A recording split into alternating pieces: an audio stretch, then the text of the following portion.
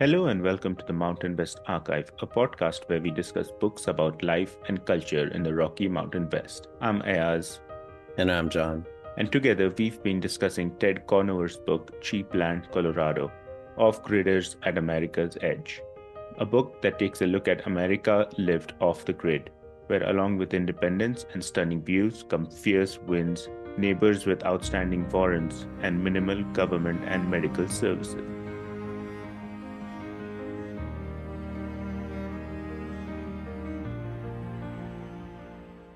How are you, John? I'm good. I'm good. You doing an interlude? What do you mean? Well, I don't know. We're between notes on the page, so I wasn't sure what you were doing. Oh, so in, in the last episode, we discussed Ted's start to life on the flats and the challenges of living off grid in the dark, cold depths of winter. I can't believe I still kept that in this script. Uh, Yeah. but learned more about his neighbors and hosts, the Grubers, and met a few people on the flats, a long-term resident and a few recent arrivals, and got to know Matt's history and current situation. In today's episode, we meet a few more people, a prospector and a 10-year resident called Dan Schaefer. How Schaefer? Schaffer. How would you Schaefer. Schaefer? Okay. A man who Ted describes as someone who will test your sympathy. We spend more time with Sam Hanson's family, her son, Eric. Ted attends a gathering to remember the life of Angelo Duarte, and we end with La Puente's Blockbuster Christmas party. So that is what is to come today. We begin with Dan Schaefer, who is, as I said, a 10-year resident of the flats, and he was cited by Costilla County for not having a septic system. So he is one of these group of people who are trying to push back against the tactics of the county. What is different and unique about him is that he is trying to do it not with guns or through proclamations of sovereignty, but through the legal system. So he's trying to fight the case against the county in court. He had found a lawyer willing to represent him, along with few other families facing similar situation. He knew a lot about prospecting and ran a website called Colorado Prospector. When Matt and Ted go to meet him, he comes out of his home to speak with them, and then soon another woman comes out and starts doing some yard work to make herself look busy, but was clearly there to hear the conversation. Ted is later told the couple had divorced, and but the woman had refused to leave. This is a funny situation. This is an seems like an interesting character. He's been there for 10 years. The county is trying to push him out. So he's one of those who, like, longtime residents on the verge of like forced to uh, leave his life and pushed out of the valley, but he's trying to fight the county in court. This whole situation with his ex-wife is kind of funny that they've divorced, but she decided to not leave and she's still there and she's interested enough and curious enough as to what's going to happen with Matt, who is this new Ted guy who's come to meet him, and why is Matt here again? So that she's like out there trying to like eavesdrop on the conversation to see what they're talking about. Yeah. Dan is very talkative, so before they come there, Matt warns Ted about this, that he's someone who likes to talk a lot. He'll sort of chew your ear out when you go there. So when they start talking, Dan has a lot to say. The county had charged him with a criminal misdemeanor, and he was the first person who had decided to stand his ground and fight back. He'd been through multiple hearings, and the county was supposed to provide evidence within 15 days, but the case had gone on for over a year. He had written about his experience fighting Costilla County in an article titled Cease and Desist Living. I tried to look for I was this gonna ask. article, couldn't find anything. I Googled his name, couldn't find anything. Not a lot of luck. I did find his prospecting website, but even on there, he doesn't have any information for socials or like Facebook or anything. So the That guy that is makes hard to sense. like track down. There's just his name and his wife's name on the website, and it says that the website is run by Dan Schaefer, and I don't know, don't remember his wife's name. His ex-wife. Yeah. his His ex ex-wife his that ex-wife still who still lives refused to with him. leave. Yeah. So he's cited for not having a septic system like many of them are. And his argument to Ted is like considering they had an outhouse and how little waste their household generated anyway, that there was no need for a septic system. He says dilution is the solution to pollution. That's it. Yeah, if you just dilute it, then there's no problem. If when you put it all together, then you have a problem. Yeah, Uh, yeah. Ted tries to ask him what do you mean by that, but he just ignores him. And then when Ted tries to ask him about his background multiple times, Dan shouts at him and he's like, "Stop talking and hear me out."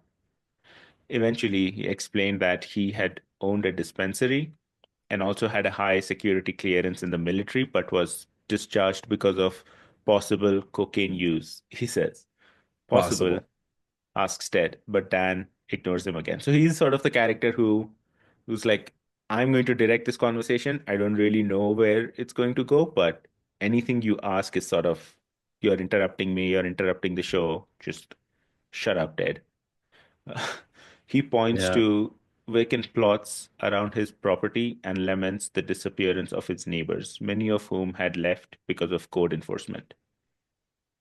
So he's been there a while, and presumably, like, the tactics of Costilla County have also been going on for a few years, and a lot of the people who suffer this pressure from the county and the warning of fines, they end up leaving, right? So he had seen a lot of people just disappear, his neighbors who may have lived there with him for years, just not be there anymore.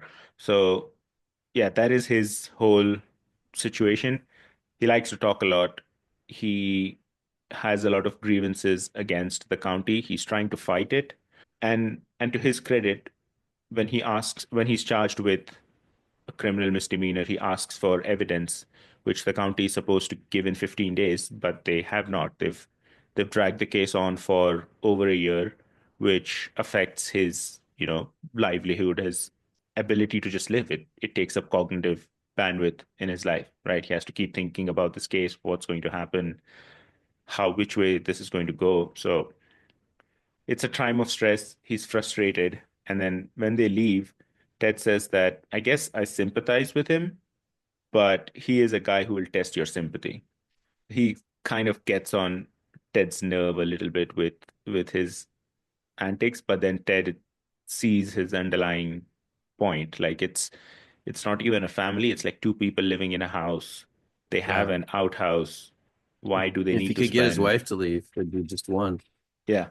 Why does he need to spend like thousands of dollars to get septic system onto his property? The possible cocaine use bit is also interesting. Like, Interesting. they Yeah. couldn't prove it, I think, is what he's trying to say. Yeah. I mean, I don't know. These characters start to really, you know, not surprise me at all. Like, of course that guy's there and has had these all these incredible past lives and was never wrong. And, just like you meet people like this all over the place. But he's clearly like just trying to get away from it all and he can't. The Yeah. bureaucracy keeps pulling him back in.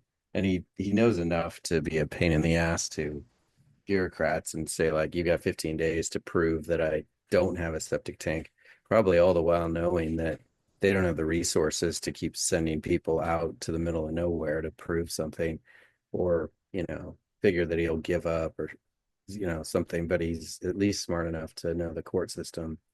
Yes. So And I don't also, he is supposedly charged with a criminal misdemeanor. I wonder if that is a higher charge than Oh what yeah, you he's would lying about typically that. get.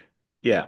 I mean, maybe he is lying, or maybe he's actually charged with a criminal misdemeanor, and that is like part of his grievance, that this should be maybe a lower category of crime and lower punishment sort of thing. So maybe that adds to his frustration and uncertainty that he is facing right now. Yeah, interesting guy though. Yeah. The Then prospector. If like the prospecting thing is all about hope and luck. Um, which clearly he has little of either. So he needs some of that hope in his life. Yeah. Do do people make real money prospecting, or are we at a time where it's just a hobby now? Like it's not I, di- serious. I don't know the real answer to that, but I know that like National Geographic or the Discovery Channel or one of those had a, Alaskan Gold, or there's at least two, maybe three different programs that were about these guys that put up these big operations to sluice out gold out of the river, or, you know, get mineral rights to some middle of nowhere place and hope to strike it big. And I mean, to it must pay something, but just based on the machinery that they have to bring in to sluice it at a really scaled level that is going to produce anything. And I mean, that's all I know of it. Um, there's plenty of, like, in Arizona, there's plenty of, like, you grow up here and there'll be some, I don't know, elementary school trip where you all learn how to pan for gold, and I know no one that continues to do it. I'm sure it's a thing, and Yeah. you might, it might be worth it. I don't know, but if it was if it was that profitable, more people would be doing it, and you wouldn't be asking that question. I think is the real answer. I'll send you the website and you can look into it and see what's on it. Because yeah, I'm sure it's just a hobby thing. It's a way like people go fishing. They don't make money off of fishing. They just go fishing because Yeah, they want to. Probably one of those. yeah, and at least at the end of the fishing trip, you have something to eat. Yeah. But I guess, I don't know. Maybe you make $100 or something, but it seems like a lot of work. Yeah. Then when they leave from Dan's house, they drive past the home of Matt's former neighbors. They called the Worleys. Uh, this family had been pressured to leave for a while and were hoping their case would be joined with Dan's. So they're hoping that the same lawyer will take them under his wing and fight their case as well. The house looked abandoned. Matt tells Ted that he had seen their empty truck parked near the highway recently, which is something people did when they didn't have a driver's license or had an expired registration. Matt had picked them up more than once when they were hiking into Alamosa. So is the idea that if you either have an expired registration or don't have a driver's license, you leave the car out somewhere abandoned so it's not on your property and it cannot be like tracked to you? What is this whole idea behind leaving the car out in the city and hitchhiking into Alamosa? It's gotta be. I don't know. But I would guess it's either a rumor that isn't true that people hear, like, you'll pass the DUI test if you just put a penny on your tongue, and that you'll trick the breathalyzer, and so, like, everyone in high school, does that, Yeah. and you never really know if it worked. But maybe there's something about. I know that, like, along similar lines, the if you're drunk and you're going to go home, um and you're in your car, if you can't produce the key, this is another thing I've heard, I don't know if it's true, but if you don't have the keys, then you aren't committing a crime, you're just sitting in a car, because if you can't turn the car on, then you can't be operating a vehicle under the influence. You're just sitting in it. And so, like, if you ditch the keys and go, like, I don't know where they are, I was just taking a nap, sorry, officer, Yeah. get out of here. But as far as registration goes, they could say, oh, it's my cousin, it's my friend's car, but the thing that doesn't work with that belief, which I think it is the car's going to have plates on it, and the plates are going to have registration, and the registration is going to be to a name, which Yeah. you're going to have to tell the cop. So it's kind of stupid. I don't think it's a thing. I think it's just a belief that's passed around, but that's just me. Yeah. I can't piece this together why this would stop the cops from figuring out who they are or whose car it is. How is it different from abandoning the car in a city and hitchhiking home and versus just driving it home, I don't know. But Yeah, they it's were definitely trying to stay off of the county's radar, says Matt. And they were also against documentation and didn't want to be in any government computer, which is like this whole idea of raising kids and living without a social security number. Are you aware of that subculture at all and what goes into that? that's in the next chapter. And I guess the most brief response I can give to that is it's just like cuckoo conspiracy stuff. I mean, they're talking about like because your name's in capital letters on your social security card, that means you're a corporation. Like there's all these just goofy, things that they've read on the internet and just can't believe that everyone else doesn't know about this as a fact. But it's just bullshit. It's that it doesn't add up to anything. I think it's really the thing they're not saying, and it's a convenient cover, is that they're if they can't produce any identification, then they can't be identified, which means they can't necessarily be confidently arrested. So Hmm. why would you want that kind of anonymity unless you were seeking anonymity because you did something that you probably could be arrested for or whatever. So like running from the law, um, it seems likely that there's a fair amount of that, and that they're yeah. That, I think it's just them lying, at the end of the day. There's there's running from the law aspect to it, but there's also some people who don't like to be on a government record for anything. That is like the whole idea. We don't want to be in the system. We don't want to be tracked by the government. We want our own privacy and be free to live on our own terms.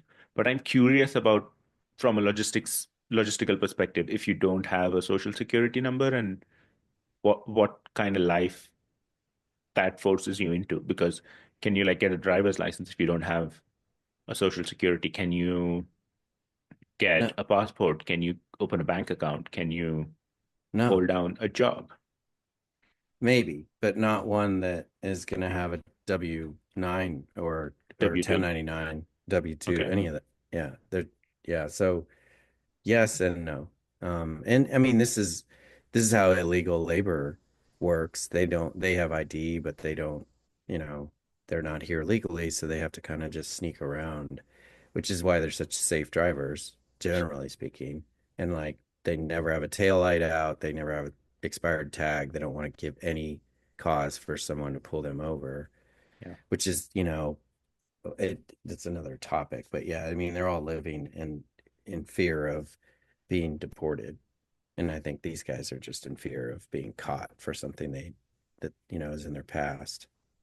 Fear of being caught, but also I think there are people who just don't, who want to be completely left alone. They don't want to be part of this complex modern society because all Yeah, of these registries and numbers are because society has grown to a point where we want to track people and we want to like yeah, track people not necessarily in a nefarious way, but just to know how many people are in the country.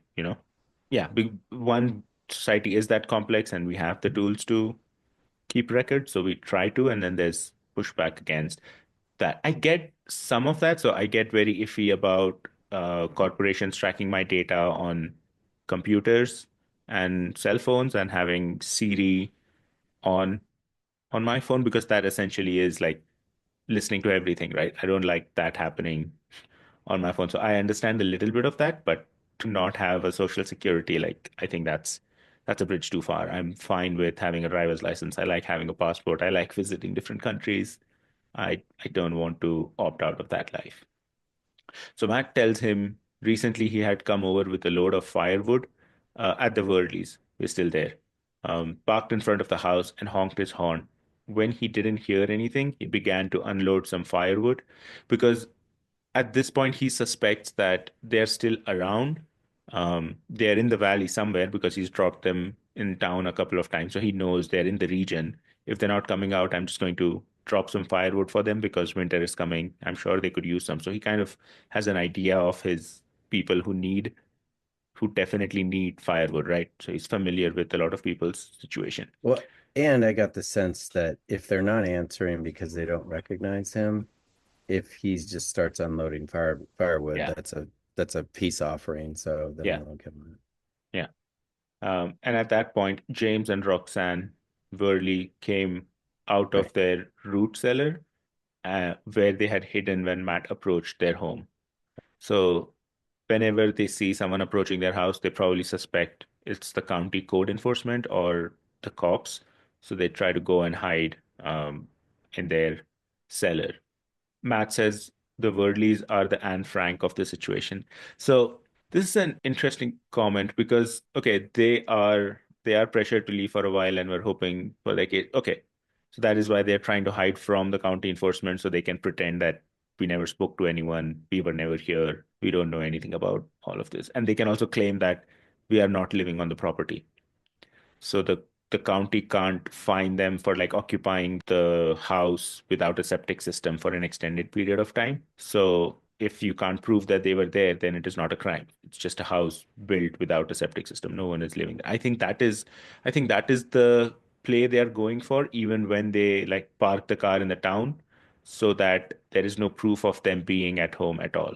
Yeah, oh, and that makes more sense about the Yeah. vehicle thing that it's just an abandoned car, but the concern with having it repossessed or put into if it was towed and put into a storage yard, they wouldn't be able to get it out because they'd have to identify that it's there. So that doesn't work. But the it does remind me, remember when they're going through and I forgot the guy's name, the one guy that carries a gun, the other guy doesn't, and they're going through one of the sites and it looks Martinez abandoned. and Soto. Yeah, they go through and it looks abandoned, and then they find a bunch of really healthy Yeah. pot plants. So I think they're all kind of doing the same thing, that they're just like, make this look abandoned, then it doesn't, if it's not occupied, you can't give me a fine for Yeah. septic because I don't no one lives here. So I think that's the point. But um the Anne Frank thing, they're all kind of playing Anne Frank. Yeah. And Ted says at the end of that paragraph that he resolved to meet the Worleys. So we will meet them in like the next chapter. Yeah, that's right.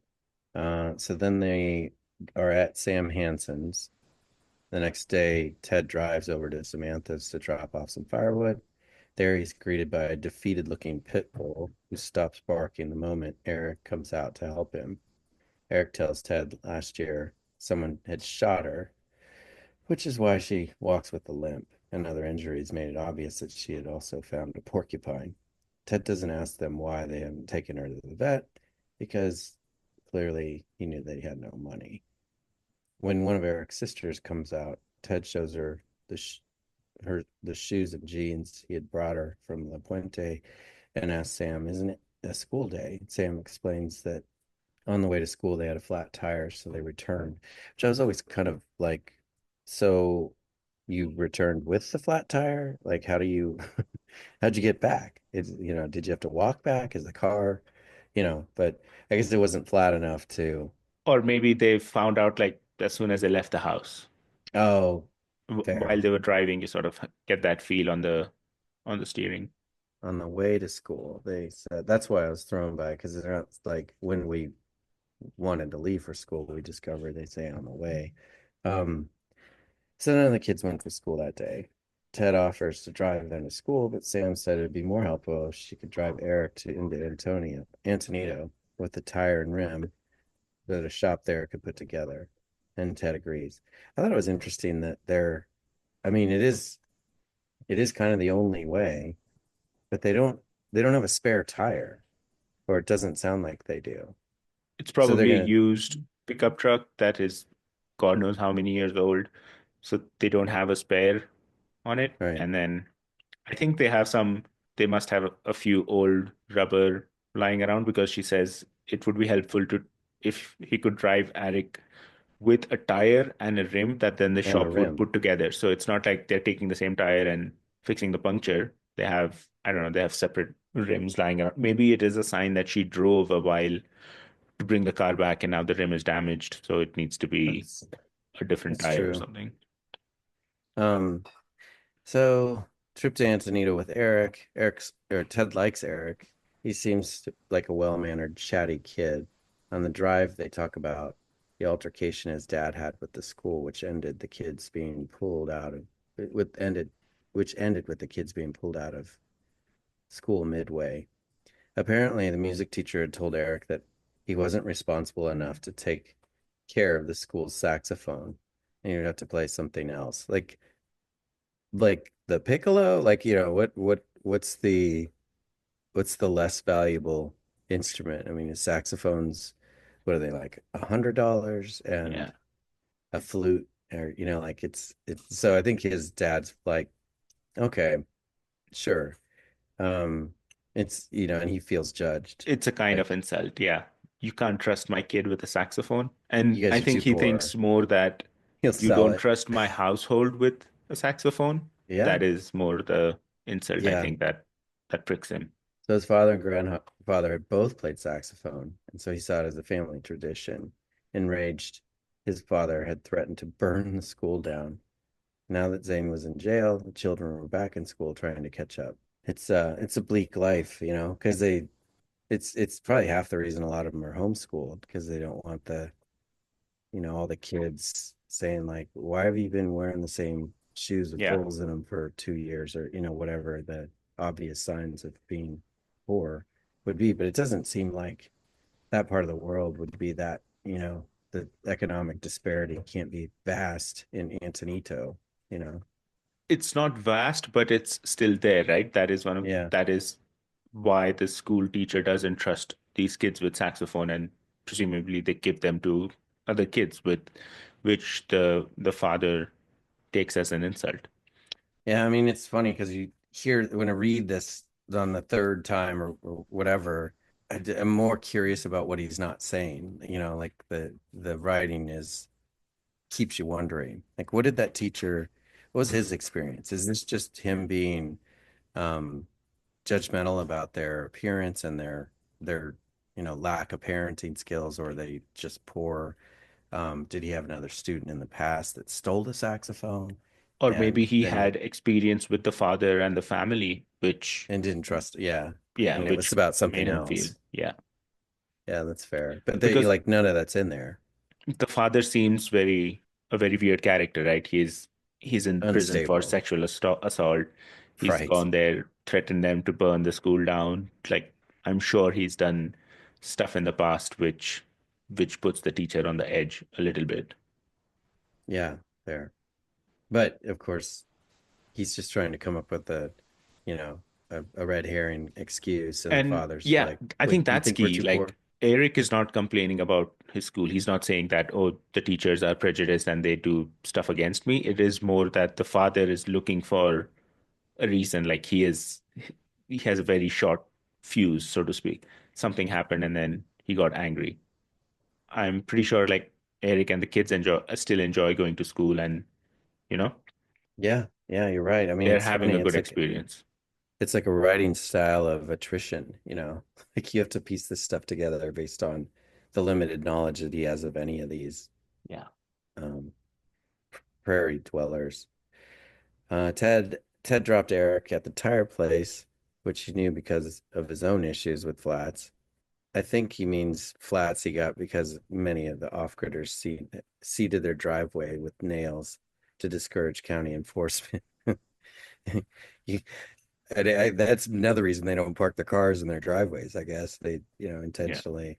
Um, Yeah, maybe they seed their own driveways so they know the nails are there, so they leave their car. Yeah, maybe. But this kind of gives you an idea that Ted has had flats because of people seeding their driveways, because them trying to get county enforcement to leave or inconvenience them in any way possible. So the presence of the county is very heavy. Like, even when they're not present, their idea is on people's mind the entire time because they could come and give them a citation anytime. yeah, it's really the best part of you not living here anymore is that I don't have to pick up your seated parking space that you kept throwing screws and nails in. It's really time consuming. Yeah, I'm very protective about my two parking spots, which I use to Yeah, park one car. Yeah, I don't miss that. That's right. You and four other people. I forgot where it was. So catch up. Well, Eric waits at the tire shop. Ted goes to attend a talk at Adams State University. A Denver Post reporter was in town to give a talk about a family who lived off grid in the northern part of the San Luis Valley.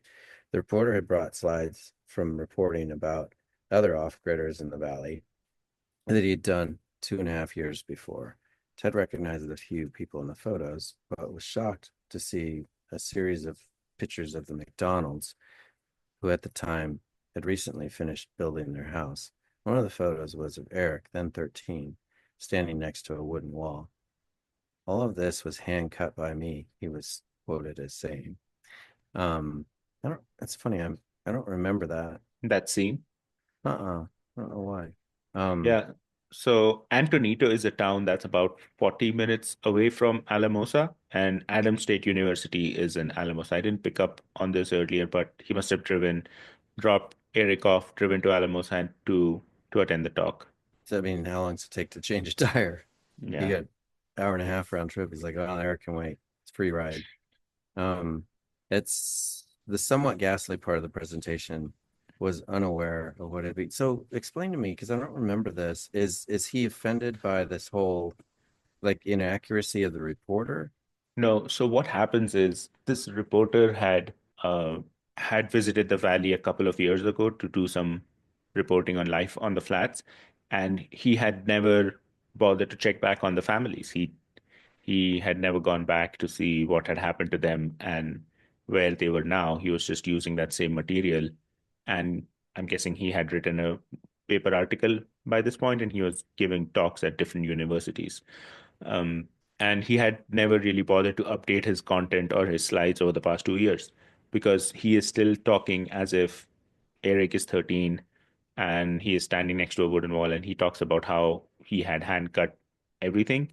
But then he doesn't know that since I interviewed them, his father was caught for like sexually assaulting his Okay. sisters, and now he's in prison, and their family is in a complete ruin. And the reporter is completely unaware of all of that, and he's just going and making the presentation about the poverty that they sort of had to endure to live in the flats. So that is the criticism of the presentation that Okay. comes next. Um, Criticism of the presentation. It does not mention Zane's horrific record. It could be. Oh, here you go. All the things that you just said are in here.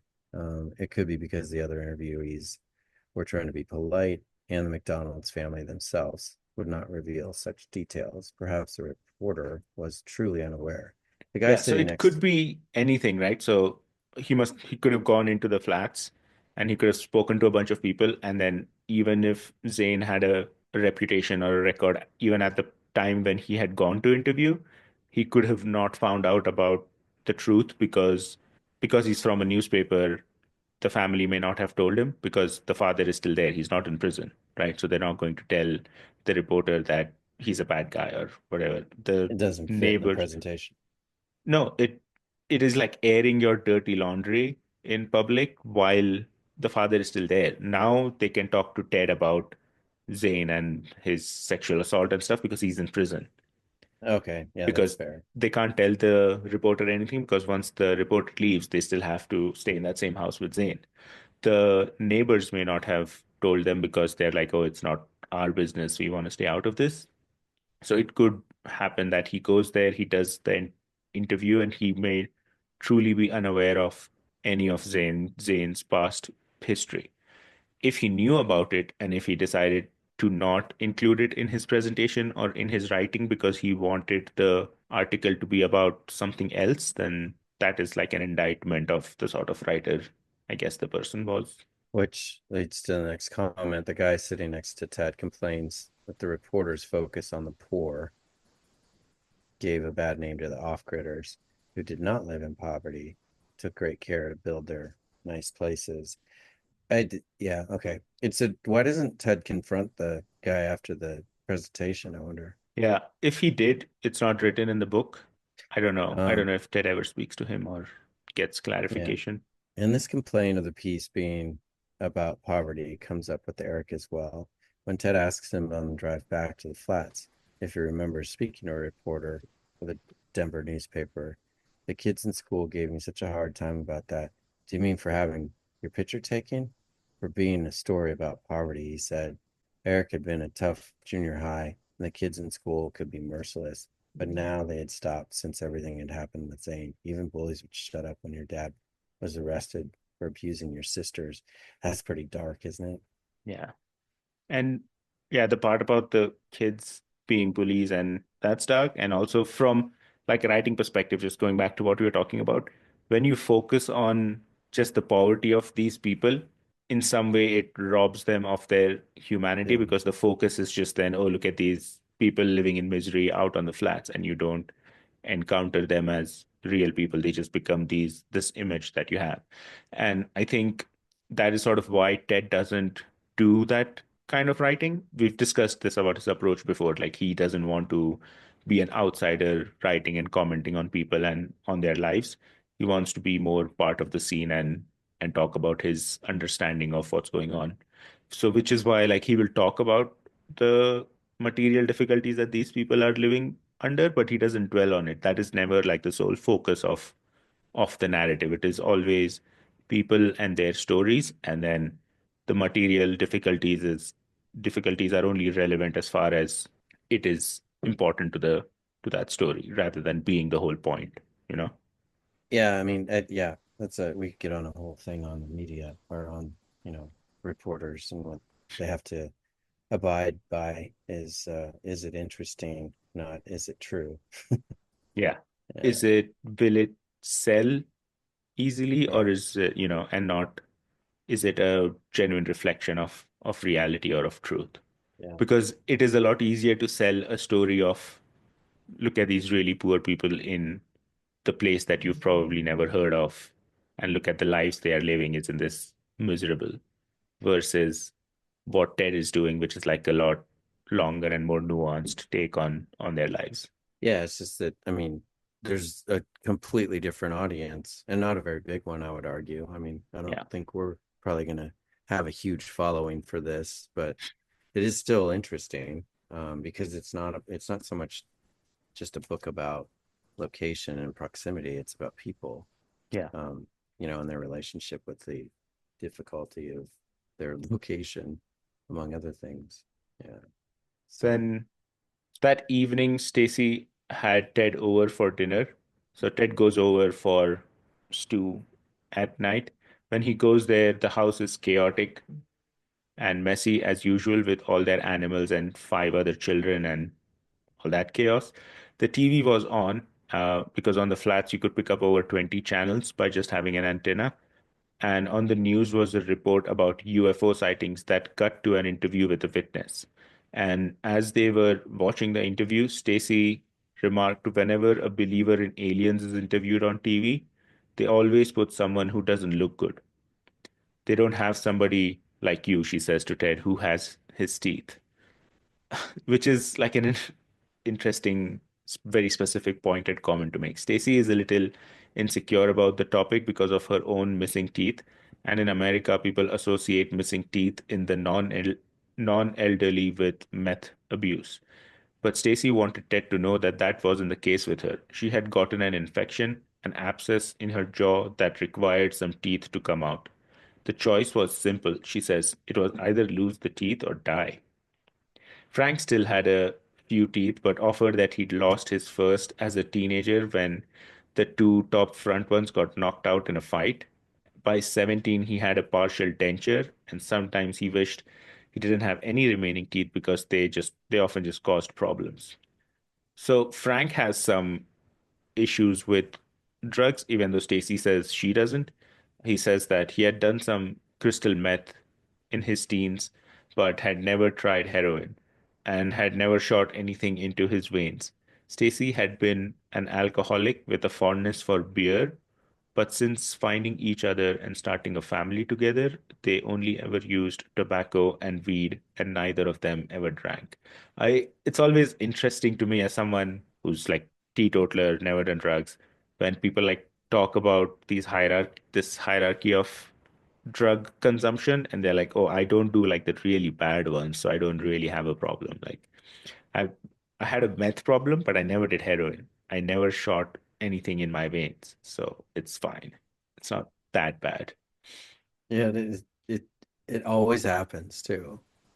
Whenever you talk about everybody's always comparing themselves and their own vices. But I years ago, there was a guy I picked up that was out of gas, and I discover on the way, I don't think he was out of gas with his vehicle, but he was a cameraman for like a local news station. And I asked him because I never really could stand watching the local news, um, for reasons that he confirmed. I was like, so whenever there's some kind of event that you all are covering, how do you find the craziest, dumbest people to interview?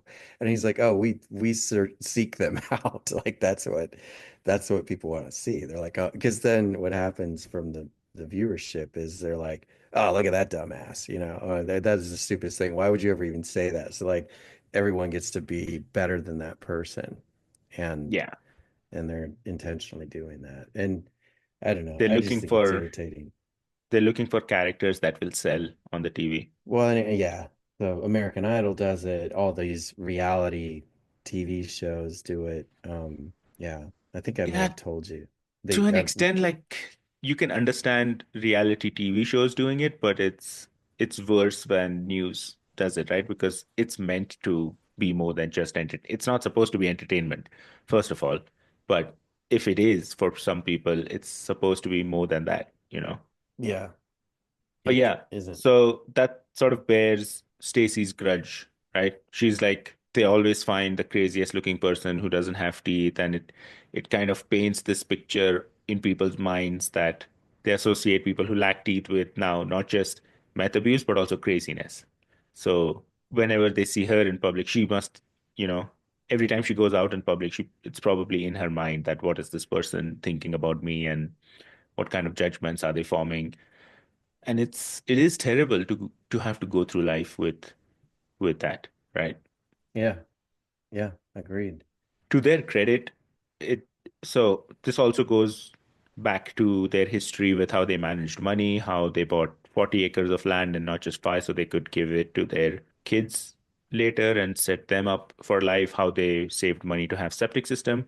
That since finding each other and starting a family, they only ever used tobacco and weed, and neither of them ever drank. So they gave up all other forms of drugs outside of tobacco and weed, and they also gave up alcohol because they are on the same page about what they want from life, and that family life for them is important to be able to raise kids around animals and, live that kind of an independent life, and they don't want it to be ruined by alcohol or drugs because they must have, and we will discuss, they have seen a lot of lives fall apart because of alcohol and drugs and vices of that nature. So I But like that just about like them. you, yeah, and just like you, they just smoke tobacco and weed.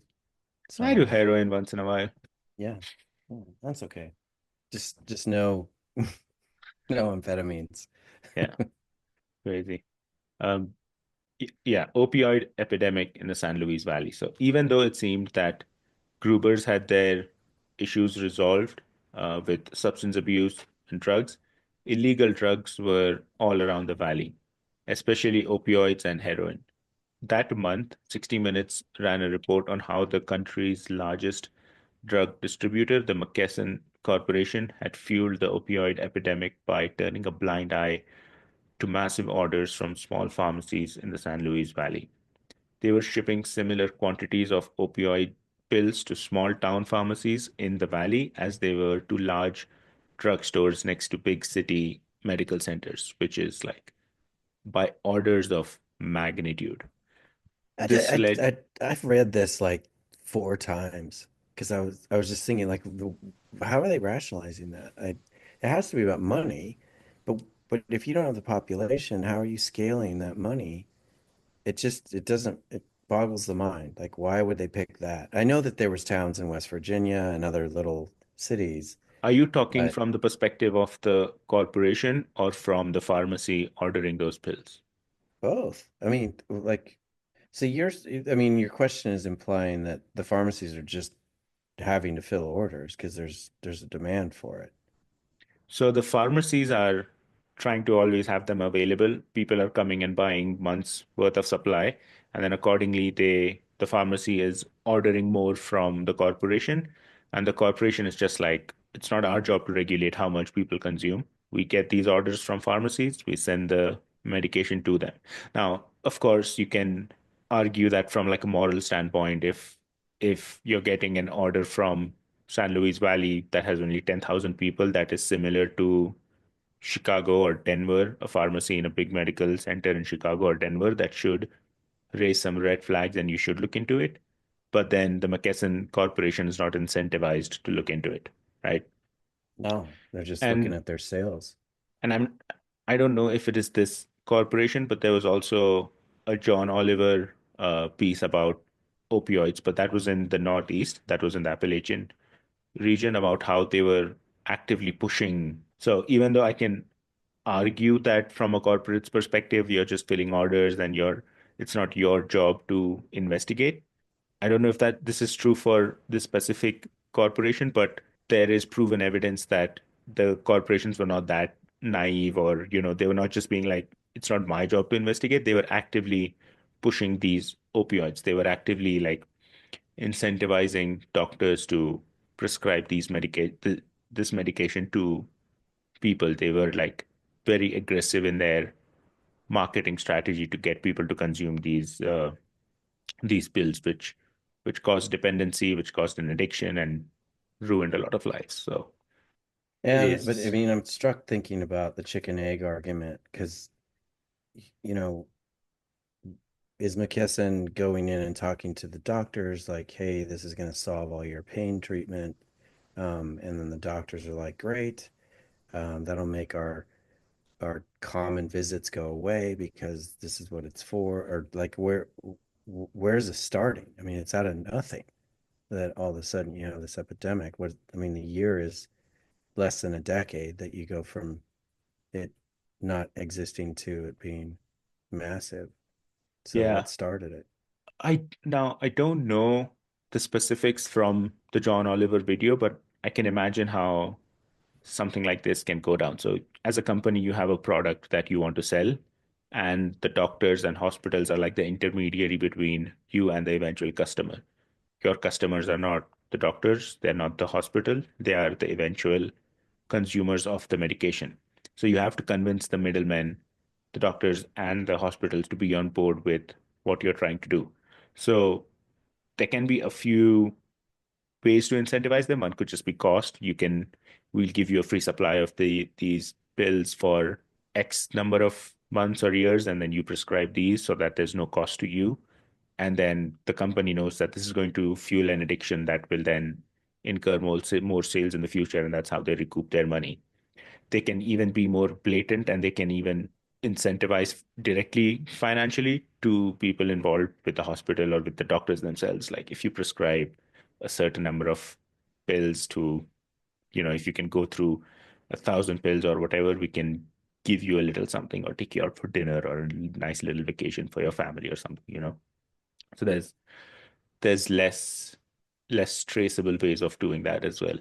But yeah, I don't know the specifics of either this case or even the John Oliver video about the Yeah. Appalachians. This led to widespread addiction in the Alamosa jail. The sheriff told Ted that 90% of the prisoners had an opiate addiction or were in for drug-related charges. 90%. So that is like, to to be a bit crass, drugs seem like the bread and butter of the prison system in Alamosa. Like people are either in for selling some illegal drug, or are in there and are addicted to it, which is unfortunate. It's an interesting way to look at it because then, if you're really evil, your your prison systems would be in on it. Like, well, let's go get some dealers to distribute this stuff and, you know, pad our jails with all the people that become thieves and And whatever. that is part of the criticism against the prison industrial complex, right? Because you create these prisons and then you have contractors running them or whatever, you sort of need to have a certain number of prisoners in them for the system to be profitable. And there is also um, there's also whole another aspect that you can use prisoners as like low wage or slave labor basically, and a lot of Yeah. corporations exploit that. But from just a prison perspective, you need to have a critical mass of people in at all times for the entire enterprise to work. So yeah, I'm sure there's more murky stuff under the surface that is not being Yep. dealt with here, but it does incentivize the jail to like justify their costs and stuff. Even though these addictions didn't affect Frank and Stacy, their lives were not immune to dysfunction of the drug habit. Ted had asked Frank and Stacy about an abandoned RV one road away from their house. They said it belonged to a former friend of theirs, but they were not here anymore. Stacy said they had moved it onto their property a year before, but the couple had started using drugs and turned into bad neighbors. They failed to look after the animals one weekend when the Grubers were away, which resulted in the pets pooping all over the carpet and wreaked other havoc. So you can imagine with the amount of animals that they have on the property, some of them inside the house, if you don't have reliable neighbors and you go away for a weekend or a week, then it's going to be chaos. Because the more I talk to people who have pets, the more I realize how tedious travel becomes when you have pets. I mean, you have cats. All you have to do is put food and water, and Louis is fine. They obviously can't afford to pay someone to look after their animals, but you you try to rely on neighbors in these situations, right? But they hadn't. They didn't look after the animals, and it was all a mess. As the relationship disintegrated, the couple abandoned the RV and disappeared, which may be indicative of their state of mind to leave behind their dwelling, which is likely worth thousands of dollars. Like, part of me, whenever I see an abandoned trailer or an abandoned RV, I think, why would someone do that? If if you're living like that and if your even that life has gone to shit, you for sure need those dollars, right? If you at least sell it, get a couple of $1,000s for it, and then go do something else. If you're going to leave the San Luis Valley, why wouldn't you sell your RV or your trailer? Why would you abandon it? Oh, Which yeah, desperation, desperation, drug anger, maybe in a addiction. rush to leave. Yeah, you can't think clearly. They were just probably mad some morning and decided, oh, screw this, we're leaving. Stacy said the woman had recently gotten back in touch. Her new boyfriend was looking for a safe place to park his car for a few days, and she was wondering if they could leave it at their property. Warily, Stacy says yes, but when they showed up with a shiny red Mitsubishi sports car on a trailer, Frank knew something was up. So he checked on seller websites to see if the car was stolen, and sure enough, it was. The Grubers called the sheriff's office so as not to get sucked into their dysfunctional world. So Yeah. these people who left as drug addicts, completely dysfunctional life, abandon their RV, suddenly show up with a shiny red Mitsubishi, you know. And even before then, if you've left on bad terms and if you get a call from that person, hey, can we drop off our car at your property for a few days? That's a bit You're like, sus. yeah, why don't you watch our pets too? Yeah, crazy. Hmm. So, yeah, it's just that when you live in a place like the San Luis Valley and or a place that has a big drug problem, even though you personally can do everything right and not get into those uh, situation and be addicted to those vices, you're still not protected by the societal effect of those things, right? You're going to have a neighbor who's addicted to it, or you basically live in that space, in that same society where other people are addicted, and that sort of affects your experience or the type of neighbors you have, the kinds of kids your children, your Exhausting. Like kids encounter in it's school and stuff. yeah. It's like a whole other front you didn't expect you'd have to navigate. Yeah. It's bad enough that it's cold as hell and it's desolate and repellent. You in keep every way bringing up the possible. cold, John. It's almost as if you don't like it. I do not. But also repellent in other ways. No water. I mean, not plumbing kind of water and electricity, et cetera, et cetera. And um, the inevitable drug addict that's going to show up with a stolen car in your front yard and say, like, hey, Yeah, is it cool if I leave this here? yeah. And so out, when I went to the flats, I didn't take a lot of pictures of dwellings and people living there because I was always afraid of the kind of people who probably live in there. Like just this random guy showed up, he's taking pictures, what is he Yeah. up to? And so I only took a few pictures from like a distance and left. But it was playing on my mind. Like a lot of people here are probably not the kindest to strangers. And it's always weird to have someone take pictures of your house or where you're living. So I was Yeah. kind of, Yeah. I understand that as well. Then Ted talks about his least favorite part about the time he spent inside the Gruber's mobile home, the talking cockatoo. So the juxtaposition of this piece in the entire with in respect to everything else that comes before and after is just weird to me. Like just thematically, we've dealt with their family, the drug issue in the valley, their experience with drug addicts, and then he switches to, oh, this bird, I don't really like this bird.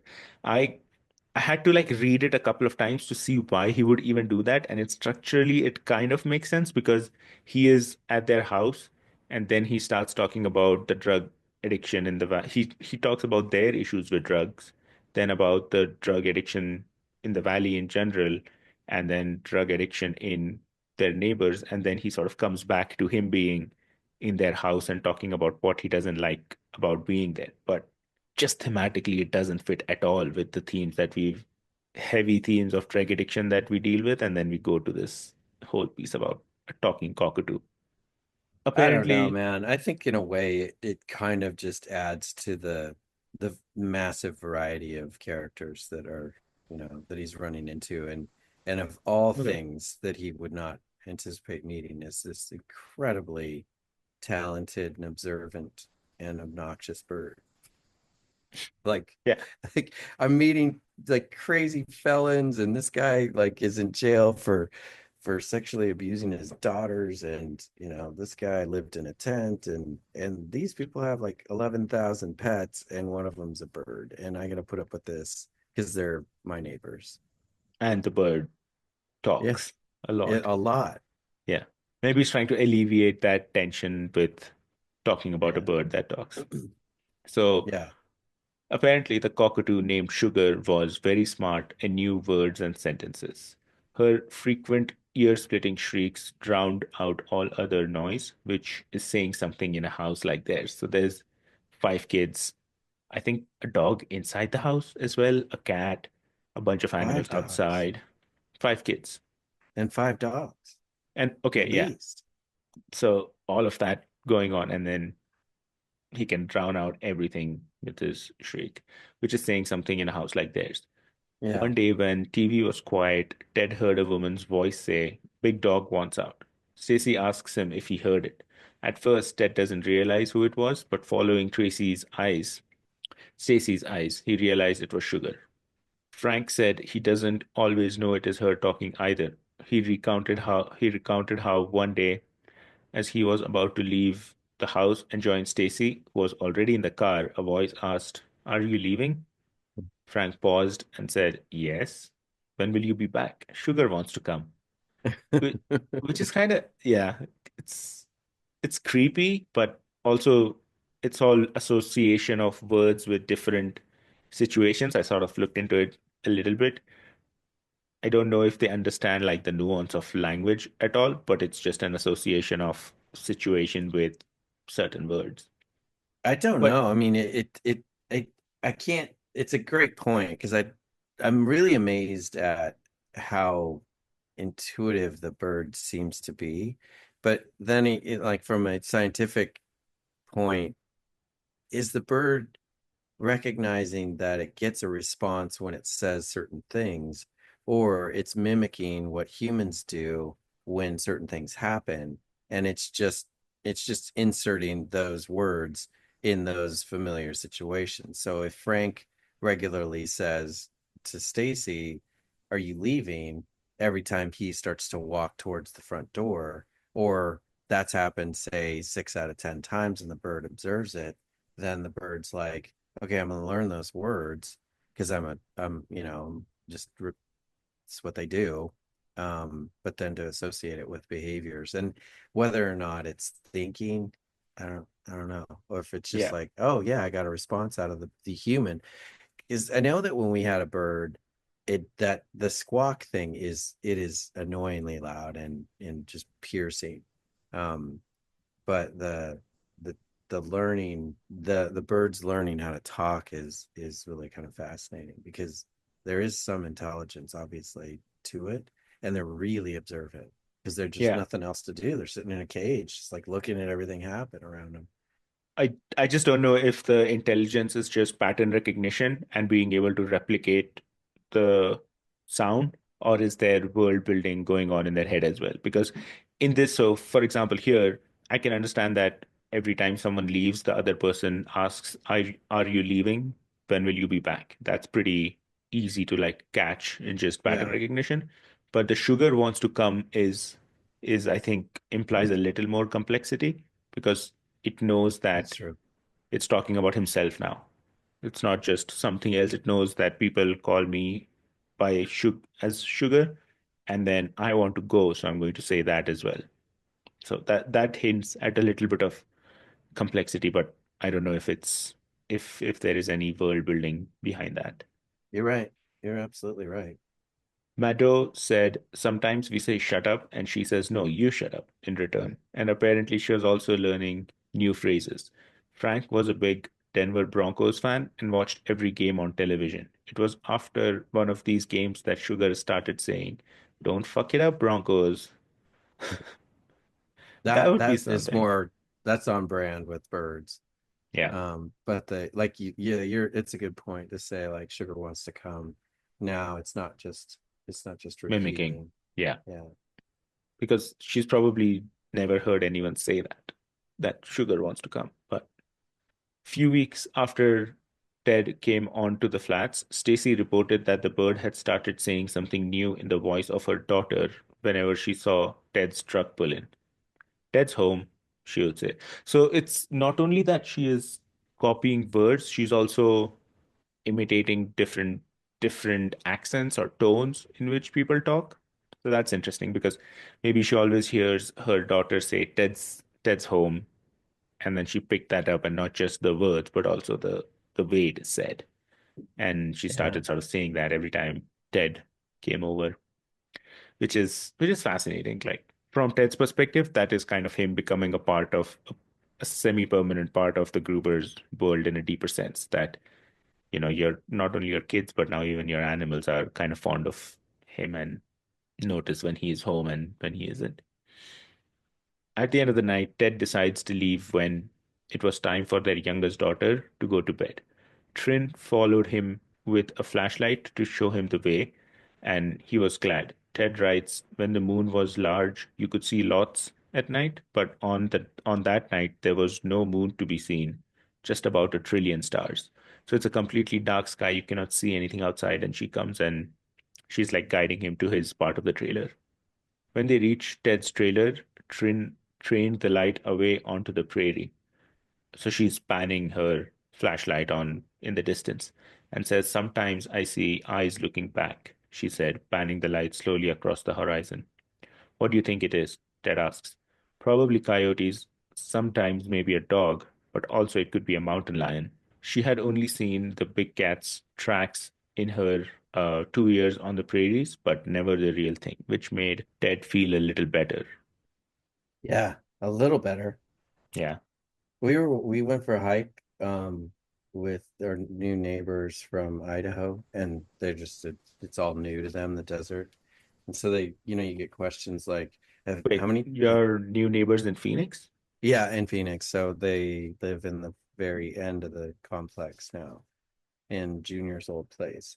Um anyway, they're just curious about plants and cactus and what kind of creatures you see, and they asked about snakes and mountain lions.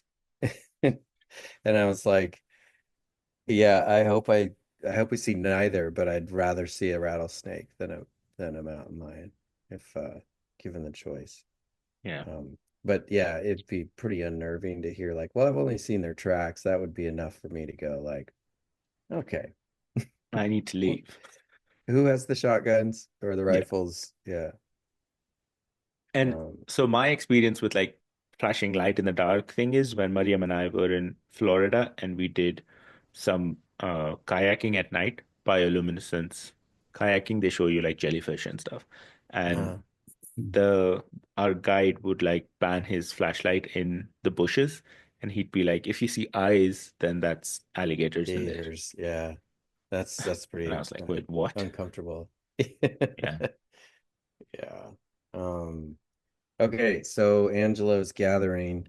Uh, Then we come to the gathering organized by Geneva Duarte to remember her deceased son Angelo, along with Yeah. Ted. So before we get into it, like Geneva is obviously grieving for Angelo and she knows Ted is a writer. He's either just going to write an article or a book about it. And she's very proud of her son, but also misses him. And she wants him to be covered in Ted's project, right? So that is sort of her reason to invite Ted, part of it, because like it would be a good thing if Angelo was mentioned in Ted's book, uh, Sure. like to sort of like give him some recognition after his And passing. yeah, yeah, it's pretty smart on her part. So along with Ted and Geneva, Angelo's friends and cousins were there too. The common sentiment was that Angelo had been a hard-living, outgoing, macho, brave, likable, and capable of inflicting grave damage on his fighting opponents. Many of these opponents seemed to not have been on a wrestling mat or in a boxing ring or an MMA cage. Part of this love for fighting was just the Valley's culture. It's a very tough place, and sports featuring physical combat were fairly popular, especially among young men. The stories about Angelo. So there's a bar fight, and Santonio Trujillo, one of Angelo's cousins, said that Angelo would rough him up, put him in the wrestling moves, and make him cry. But in social settings, such as bars, Angelo was a fine wingman. One time they were at a bar picking up girls, and Santino picked up a girl who was going out with a tough guy who had been in prison. And they had an altercation, and a few days later, the guy was waiting at Santonio for Santonio outside an office. When Angelo showed up, took him out in the back and Leaving him. leaving him in a heap. They had to call a flight for life for him to get him to the hospital. Um, Yeah. so yeah, and there's more to that story because I think that the guy confronts him in the bar, Yeah. and Angelo's like, if you're gonna go after him, you gotta go through me. And the guy kind of backs off, but then goes and finds his cousin The in the guy's friend tells him to not fight Angelo. He's like, don't fight him. yeah, he's like, this guy's Leave gonna him kill alone. you. So Yeah. yeah, maybe So next nothing time. happens that day, but then a few days later, maybe Santino realizes that he is tracking him, and then he probably tells Angelo that, hey, I'm being tracked by this guy. And then he shows up and beats him to a pulp. Yeah. Gilbert Estrada recalled, and they're telling these stories at his wake or whatever, right? Yeah, at that gathering that Geneva organizes. Yeah. So Gilbert Estrada recalled a time when Angelo was visiting him in Denver, and after a few beers, when they were a little tipsy, Angelo would say, "Come on, Chuck," like Chuck Norris, and invite Gilbert for a bit of wrestling. Within 45 seconds, Gilbert would tap out. That was just who he was. That was his nature. He just loved to get physical, Gilbert said. And sometimes these playful fights didn't end well. Santonio recalled coming home from to cousin Mikey knocked out on the kitchen floor in a puddle of blood. Blood splashed on the walls, and Angelo in the living room breathing real heavy. Yeah, and this is just like normal. Like, oh, that's the boys just beating the shit out of each other. Yeah, and maybe he started it as a joke. Maybe that was just Angelo's nature, but sometimes the other guy is not in the mood for that joke, and that just gets heated. He's like, leave me alone, Angelo, not right now. And then Angelo, maybe he just kept pushing, and then it turned into something ugly. And yeah, Yeah.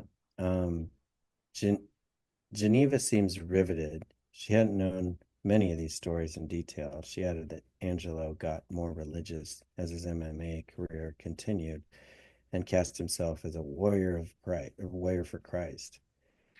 But that didn't prevent him from going on all out to annihilate an opponent in the ring. So she's trying to do some like reputation to protect some of the reputation damage that Angelo has had to undertake because of his friends or cousins so far, because she probably wasn't expecting them to just keep talking about how physical and how much he liked to fight just random people outside of the ring as well. And then she's like, and she didn't even know the details of many of these stories, and that's how that is part of the parent's life, right? You don't always know what your kids are up to. So she's probably heard a lot of this for the first time, and she's like, yeah, that may be true, but that he got more religious as his MMA career continued, and he thought of himself as a warrior for Christ. Yeah, and you So can yeah, see all his cousins just rolling their eyes like, yeah, yeah, warrior for yeah, Christ, yeah, great, and warrior to beat the shit out of us whenever he felt like it too. Awesome. yeah. But they seem to, be cool with it, I guess, at some point. We've previously discussed Angelo's run-ins with the law, and he did some jail time. Apparently, it was for assaulting a girlfriend after getting involved with drugs, which made Ted think he wouldn't have liked him. After his jail time, and after he'd stopped fighting, Selena Pacheco, another cousin, talked about how Angelo had his heart set on becoming a mountain man. Fighting just doesn't do it anymore. I want to be with the lions and the bears and the other wild things. Over time, he was becoming an adrenaline junkie, not knowing where to draw the line. Yeah, this Which, seems like a progression in his personality from the stories. Like it starts with like playful fighting with friends, then he gets involved in a couple of bar fights which could have real consequences, and he feels that high of being in a high stakes environment, and he is seeking that out now. He has kind of become addicted to that high, to that force and being on the edge all the time. He enjoys it, he thrives in it. And yeah, he just wants to be in those situations all the time. And another aspect of this is to just prove how hard he is as a man, right? That is like that is always the undercurrent in these playful fights or the fights in the bar that you pick up, or playing wrestling with your friend and having him tap out in 45 seconds. That is always like the underlying theme of I am a real man, I can beat you up anytime I want. And he sort of has forgotten to draw the line, and now he just wants to be a mountain man sort of thing. and like literally fight lions and tigers and bears. Yeah. Um, Yeah, I mean it does smack of just addiction substitution that, if you did drugs and you're violent and you now like been successful in MMA and now you found Jesus, like there's so many of those like replacements of just what is keeping your need to be kind of high octane all the time. Yeah. Especially with the way he dies too, I think. um, Wild things. Over time, he was becoming an adrenaline junkie, not knowing where to draw the line. The group wondered out loud whether it was this tendency that led Angelo to get so close to the power line that electrocuted him. Despite warnings from Santino, he positioned the bucket closer to the power line than needed to.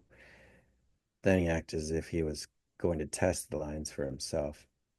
And then he saw sparks at the bottom of the bucket like a ball of fire. Angelo was grievously burned and unconscious. He died in the hospital shortly after. Yeah, I mean that just seems like, I can even hold on to lightning bolts, or, like it's just Just taking risks you don't need sensation to. seeking. Yeah. And Um, on some level, I think people who take visible risks around people they love, and then they see how much people they love care about them, there is this tendency to pretend to do something silly so that your loved one is like, hey, don't do it. Like to get that playful interaction out of them. Sometimes you pretend you're going to do something silly even when you don't intend to, like, I'm going to jump in front of the bus or whatever. But this time, hmm. clearly, it didn't work. Because for all his flaws, I don't think he was that stupid to actually deliberately do that, to think that, oh, I can just, with my bare hands, touch the light and touch the wire and still be fine. I don't know. Maybe he was that out of touch by that point. I mean, I could see the like, you got the cautious cousin that's like, hey, baby, don't park the bucket truck right next to the power lines. That'll fry you to a crisp. And all his point is like, are you calling me a are you calling me a wussy?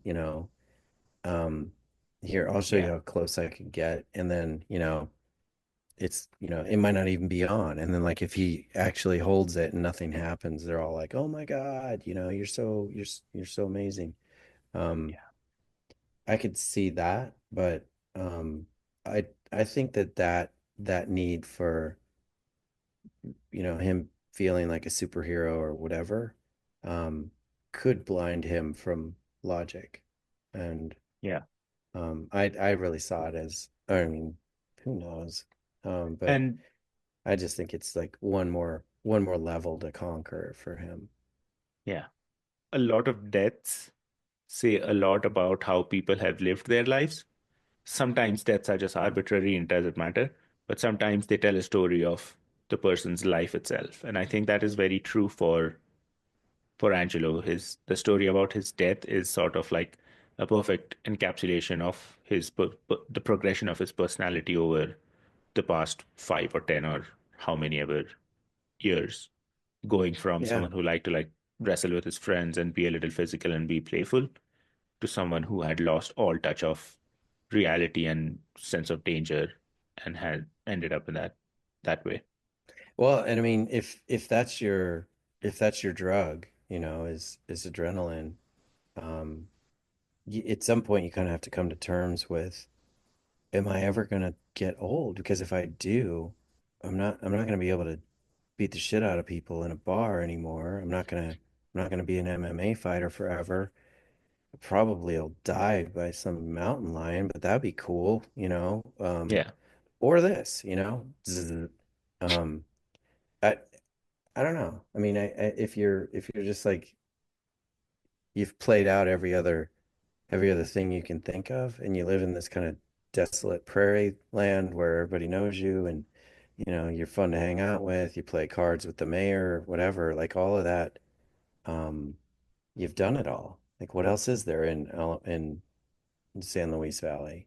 And yeah, maybe I don't think he's having that existential, come to Jesus moment. And certainly if he's really studying the Bible, it would be more like, well, you need to go like spread the word, kind of, evangelical stuff would be next. But I don't know. He also doesn't yeah. sound like, the next Einstein. So he's probably not thinking this stuff through too deeply. Yeah, it does seem like if it wasn't this incident, something else would get him Yeah. in not too distant future until he like changed his life radically. Yeah, and you'll hear that like when people are younger or they get older and they're like, I didn't think I'd be alive past 28, like that kind of, um, let's just go chill, like piss on the world and see what happens. There's that younger testosterone kind of male that certainly, plenty of examples in history. And for some people, like every risk that you survive further fuels this belief that you're invincible. Yeah, yeah. You know, I've spoken to like my friends when we used to ride motorcycles that um, some people ride more dangerously than others, right? And the people who ride dangerously are sort of convinced that it is their skill, they know what they're doing, and they're amazing at it. And I'm sure there is some skill, but there's also a lot of luck. And yeah, it's just, Um, Alamos's mayor, who had played poker with Angelo, arrived toward the end of the evening and remembered a man who was both humble and supremely confident. Yeah. Um, I saw him that's making a one way lot. of calling That's a really saying it. nice way of saying, like, this guy never walked into a place he didn't think he could beat the shit out of everyone in the room. Yeah. Um, I saw him making a lot out of not having much at all. Angelo's memorial service was attended by more than 500 people, which is kind of amazing. That's really amazing. I wouldn't think there was 500 people that would be available in the population, from some of the Yeah. wealthiest down to the poorest of the poor, from the all the ethnic Ethnicities. ethnicities. Yeah, I've said that word before. Yeah. Um, and touched them by just being himself. So that's I don't think most people get 100 people to show up at their funeral or their wake. Yeah. That is definitely like some redemption for the person that he was because I, I can't shake this idea that your funeral is important. Like how many people come to your funeral also says a lot about the life you've lived. So just as his death says a lot about the life he lived, the fact that 500 people showed up to his funeral from all walks of life says there was another aspect to him, that he was not just this crazy guy who did crazy, weird, dangerous things. He was also someone who actually touched people. It is not just the mayor or his mom or his friends, cousins saying it. The proof is that 500 people show up when you're dead and they're affected by it. There is that sense of loss in them that they're willing to come for your funeral and take the time out. So yeah, I think that is some redemption for the person that he was. It feels, I mean, you've got a few things going on because his you said earlier that his mom is trying to like redeem his reputation by saying like, well, he liked Jesus too. Um, but I like that there's an informality to it all that all these people are telling stories because you go to a wake and there's always just this sad, weight in the room and what you're hoping for is you're there because that person affected you in one or many ways and maybe helped, and I don't even think you can say maybe. I mean, we're all some emulation or impression of the people that we've met in our lives, and funerals are a way to kind of acknowledge that. So if you're showing up, then that person did something or taught you something, and so when you're at a funeral, there's always this kind of like decorum of solace um and awkward, emotional stuff, but really you're there celebrating that this person that you got to meet this person, you got to you, Yeah. you actually knew this person. So like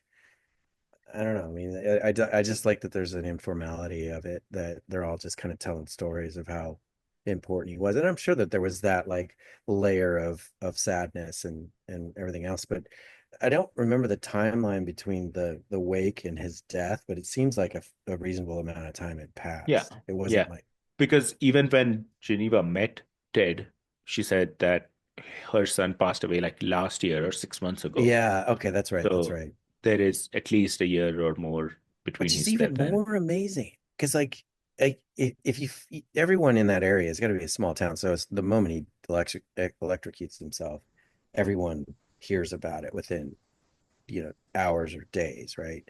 yeah. Maybe not in the outskirts, but I'm sure news kind of travels pretty quickly, especially with cell phones. And so everybody's known about this, and a year or more has passed, and 500 people still show up. That's No, I something. think I think we're getting two different moments confused. The 500 people thing was for his funeral, Oh, I'm sorry. and this gathering is just between his cousins and uh, Memorial Geneva service. and Okay. Ted. Yeah. So Okay. this is a Yeah. more intimate setting where they are Okay. gathering and Okay. telling stories. So it's maybe 10, 15 people. A lot different story. Um, okay. But the mayor still shows up at this wake, right? Yeah, towards the At end the of the end. night. Yeah. Yeah, that's So kind of that is cool. that is kind of cool. Yeah.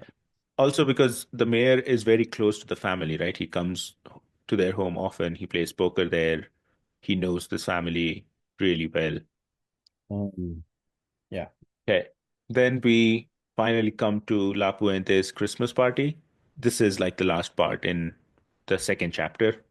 Not long afterward was La Puente's Blockbuster community Christmas party. Every year, La Puente went all out on the party. So they don't do it on Christmas. They do it a few days before Christmas because people have their own plans for Christmas, right?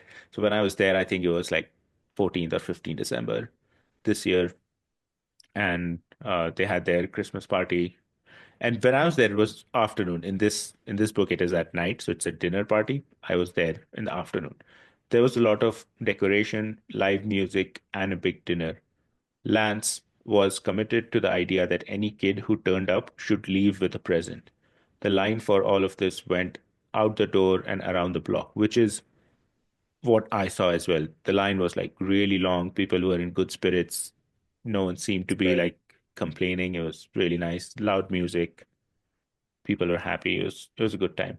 I love that you got to see that on the Yeah. random day that you happen to roll into town. Yeah. It was pretty cool. And I was any like, other person driving by would just be like, "Oh, they must be, I don't know, handing out free marshmallows or something." Like yeah. they would just drive by, not thinking anything. And you And I knew, knew exactly yeah, what was going on. So that's cool. after I saw that night I went back and read this piece again because I got to see it myself, right? So I wanted to read Ted's experience of that night again. But you didn't know, like you didn't research Puente's No, site, and no. okay, I just showed up. that's cool. During a pause in action, Ted asked Lance why he felt it was so important to do so much by way of celebrating the holiday because Ted knew the outreach staff had been preparing for days for this event. And the question totally perplexed him. And he asks, why would you want to do any less? Um, This comment is like the signature of this whole book for me so far. Like yeah, that it's he's just gobsmacked. Like that is the stupidest question I've ever heard. Like why would you it even ask that? yeah, it Because it's encapsulates Christmas, him. like everybody deserves something. What's wrong with you? This is what we do. Yeah, and especially for these people, it is It's even more everything. precious because like they probably don't have their own resources to have a big Christmas party. And even if they do for kids, any celebration is like very special.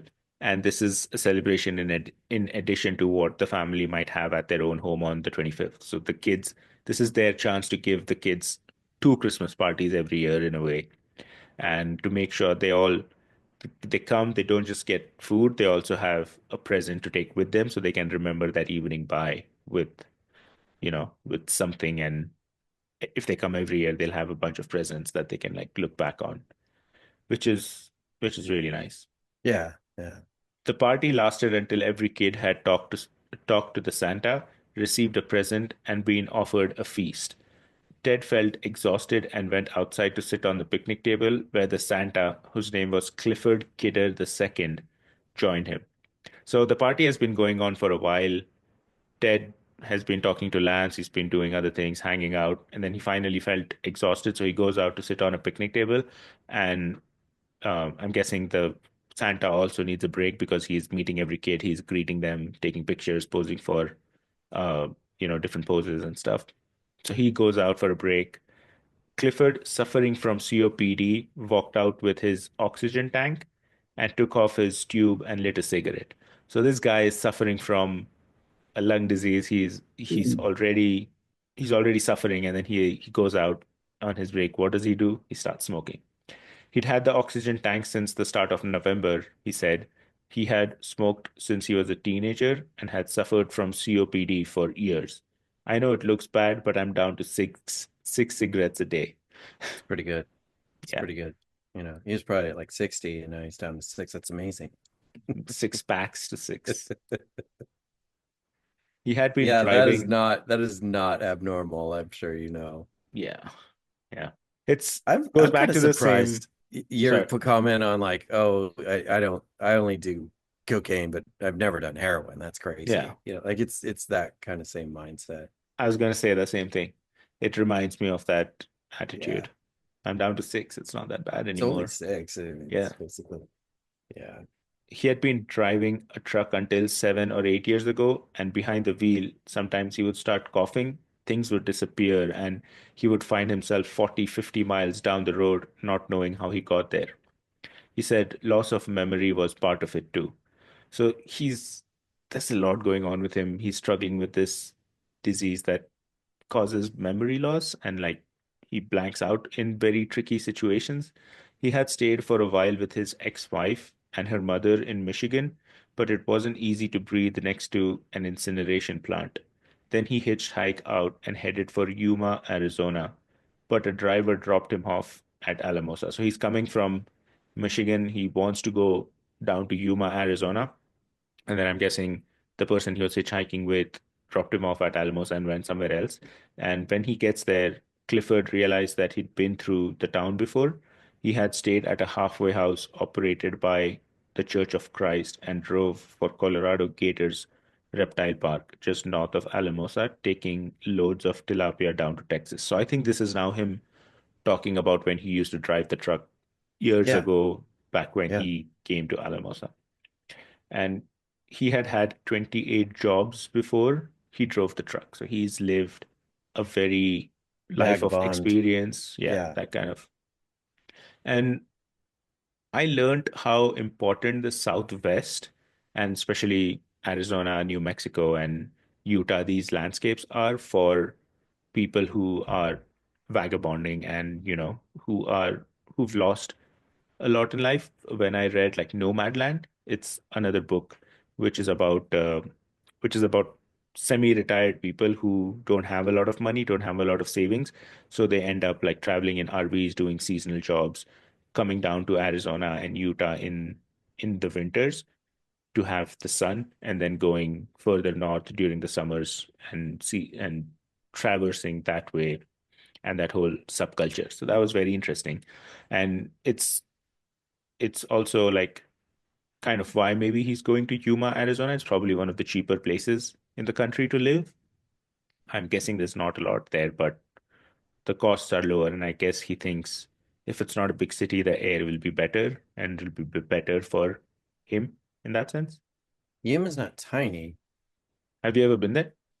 A, your old neighbors from there. Um, No I idea. think it's the third. No, it's not. It's 100,000 people live there, Okay. but Then it's I don't know why he was going there.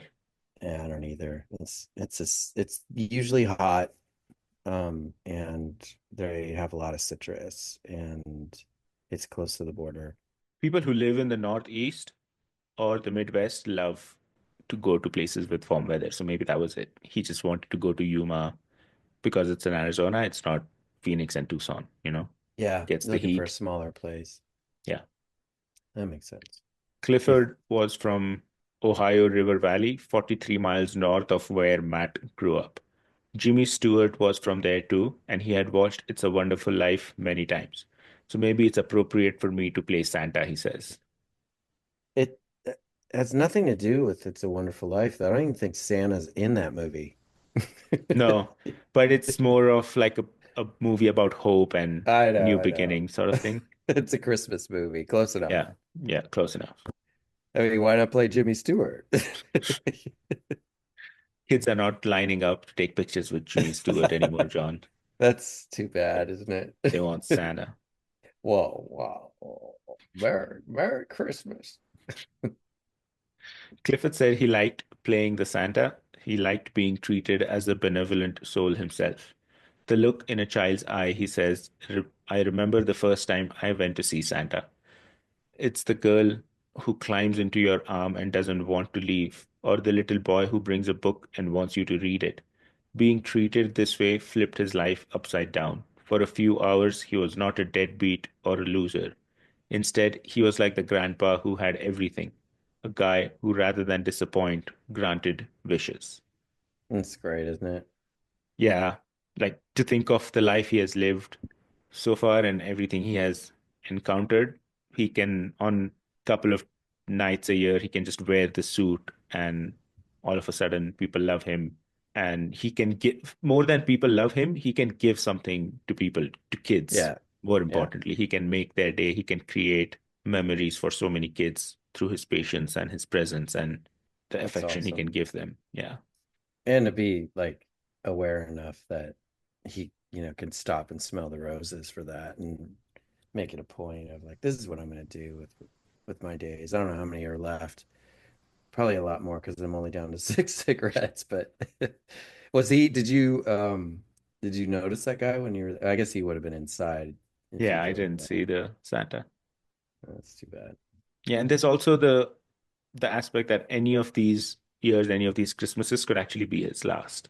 You know, Yeah, yeah, he might absolutely. probably at every night.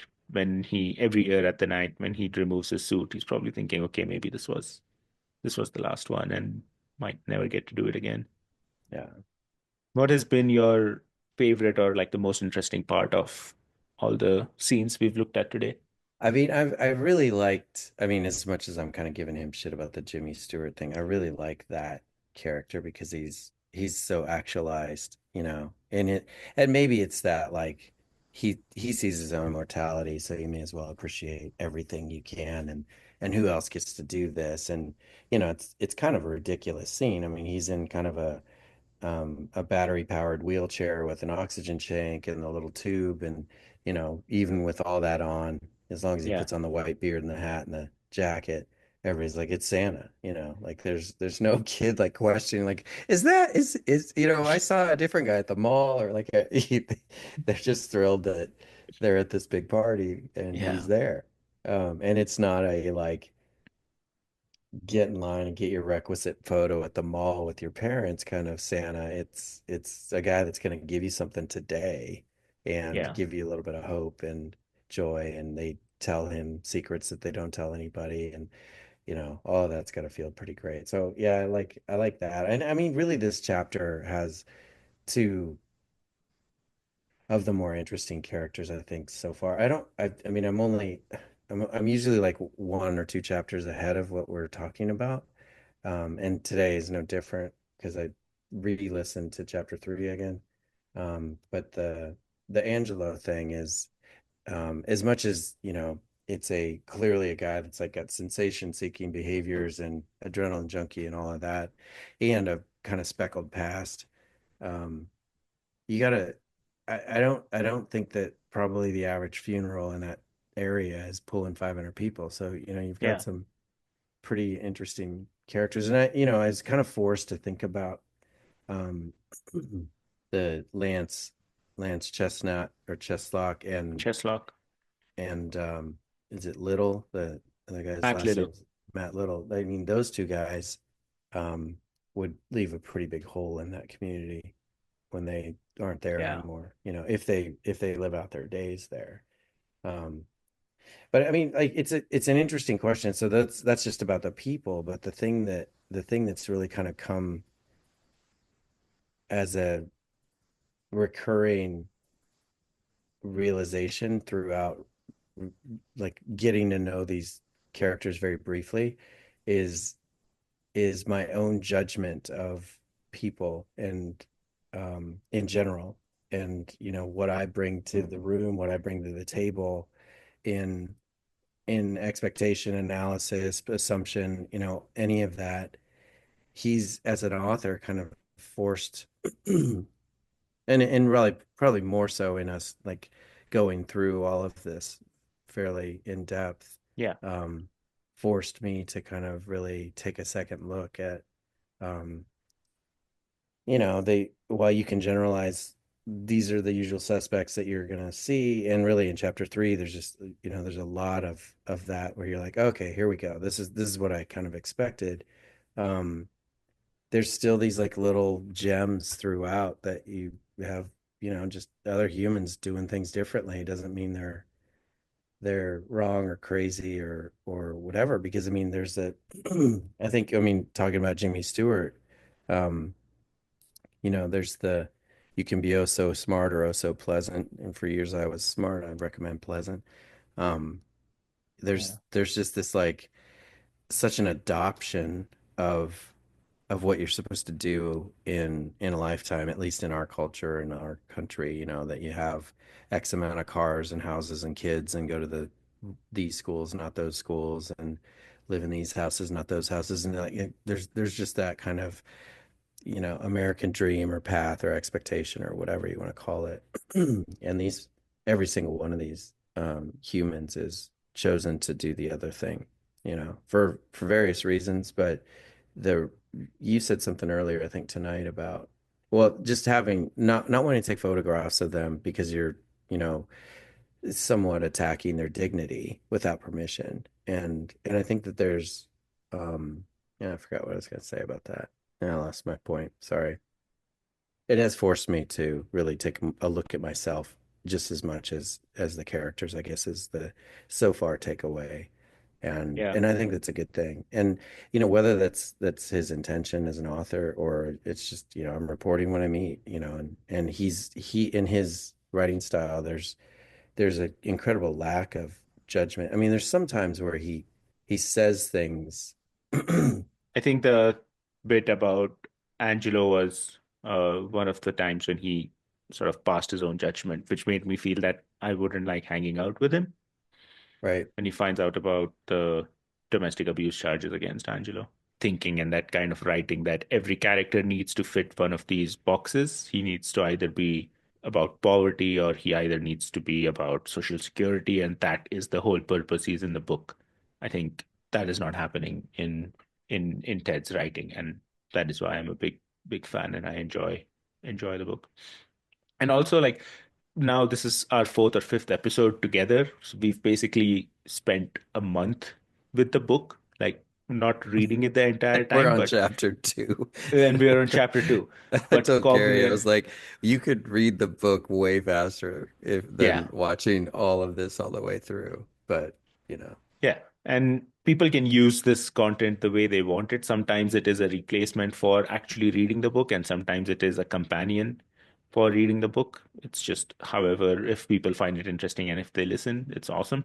yeah. But it's been good to have this book, and then there will be other books that similarly stay with us for a long time, occupy a certain space in our head and in our thinking and in our conversation for an extended period of time. So out of 100 books that we've read in our life, there will be these 10 or 15 that will have a lot more texture to it, not just in terms of what the book said, but also in terms of the conversations we had and doing this podcast, putting the script, and I am enjoying It's the an process so far. I too. You know, we were talking about journalism and how they, you know, have to satisfy their editor or their ombudsman or their producer or whatever, and, you know, make a story something that is going to entertain more than be the truth. And, you know, you mentioning that in 100 books, which 15 really stand out. I mean, it's it's usually not something like this. And the thing that you said something else about he's non-judgmental, and it occurred to me that like maybe he's super judgmental, but because he gets to be the author, he can control the message and be like, Yeah, yeah. you know, tell the story however. And I seriously doubt that. Like if you went through all nine of his books of these, you know, immersive storytelling and journalism, I don't think he calls this journalism, but whatever, this kind of immersion writing, um, But even if he it's was not. judgmental as a person, to be able to filter that out in his writing is where I would compliment him as a writer, right? Because there's a lot of people a lot of writers who are so self-important that they think that, oh, my writing has to be about my opinion and what I think about these people I've met. They want to be like the main point of everything that they are writing. And Or that they're sort of balances that. Yeah, or they're just exaggerating characters that they've met to make them more interesting than they are, or more relevant, or more evil, or whatever, and they're controlling the story. Yeah. So, you know, writing style has a lot to do with that kind of, are you telling the story? Are you telling an interesting story? You know, and this is, he's just telling the story. If you find it interesting, well, so do I, you know, but good for you for reading the book that isn't salacious. It isn't, you know, sort of littered with fictions here and there. It's just what I experienced, and that's what you're going to get. But it doesn't feel like an anthropology project. It's just this like a day in the life or a year in the life of a culture that you would otherwise not even wonder about, Yeah. frankly. Yeah. Yeah. Cool. So So, I don't know if that answers your question, but all those things are kind of going on. yeah, it's awesome. So this is where I want to stop today. We've discussed a Valley resident trying to fight the county in court, met Sam Hanson's family, a talking cockatoo, learned more about the character and personality of Angelo Duarte, and ended with the story of Clifford Kidder, the Santa at La Puente's Christmas party. In the next episode, we begin discussing the third chapter, where Ted meets more people and feels more settled on the flats. Thank you so much for listening to the Mountain West Archive. I'm Ayaz, he's John, and we will see you in the next one.